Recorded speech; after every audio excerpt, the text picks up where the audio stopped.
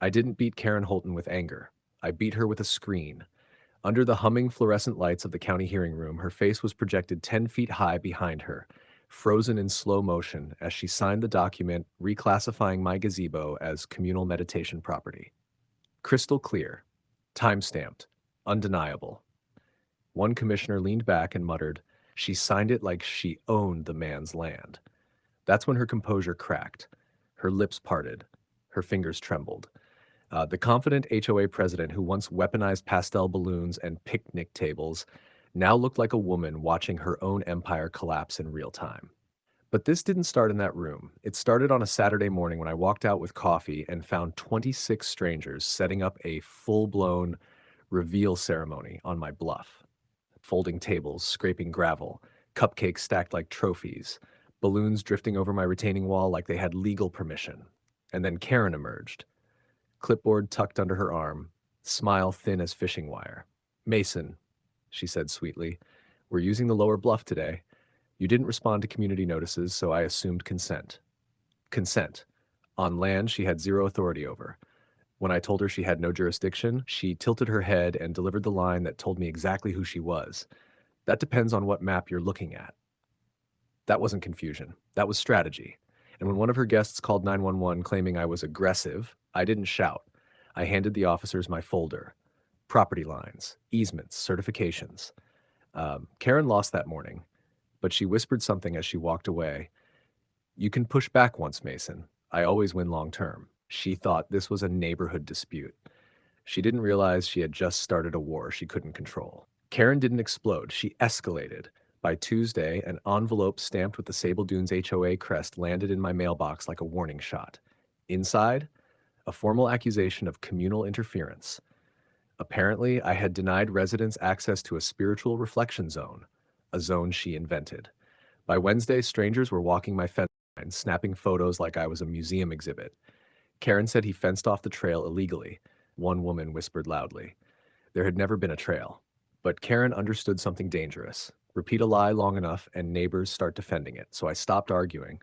I installed 3 additional cameras. Gate, walkway, bluff slope. Then came midnight. Motion alert. Infrared footage revealed 3 silhouettes. Karen in front, posture stiff even in night vision. 2 board members behind her carrying a wooden post.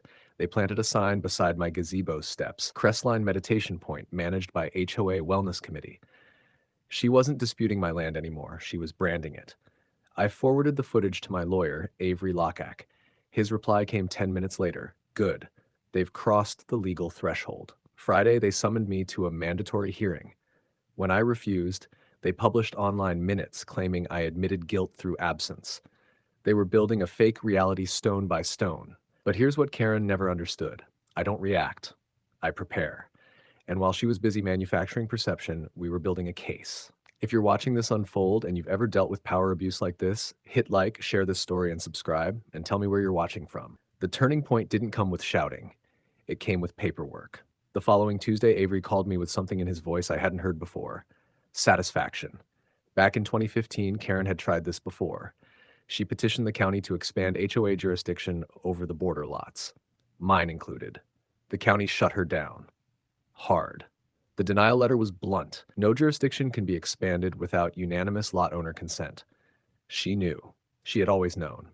This wasn't confusion. It was calculated overreach.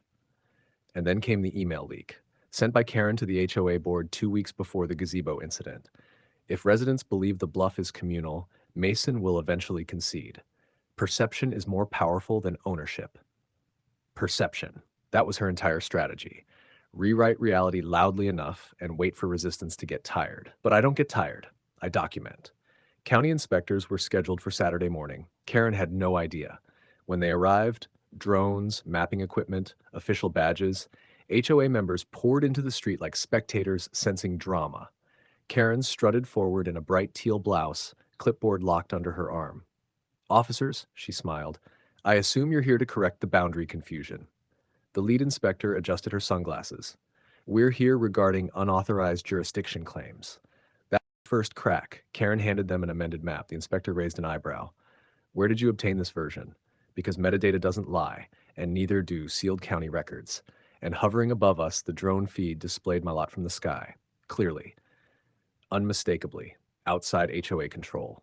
The murmurs started, so did the unraveling. The drone feed wasn't the knockout, the footage was. Avery stepped forward calmly and handed the inspector a flash drive.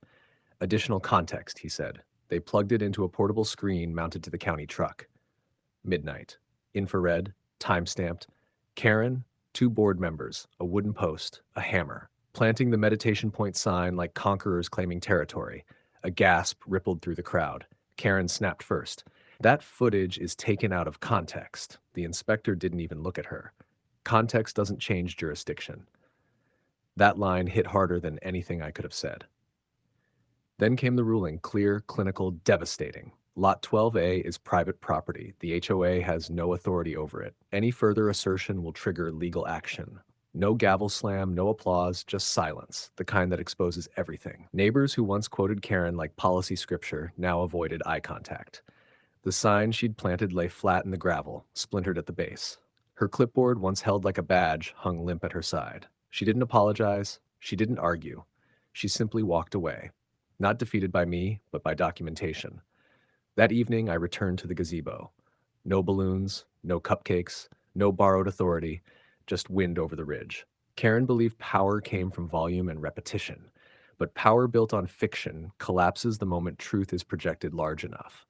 And in Sable Dunes, the loudest voice didn't win. The stillest one did. If this story opened your eyes, like, share, and subscribe, and tell us where you're watching from.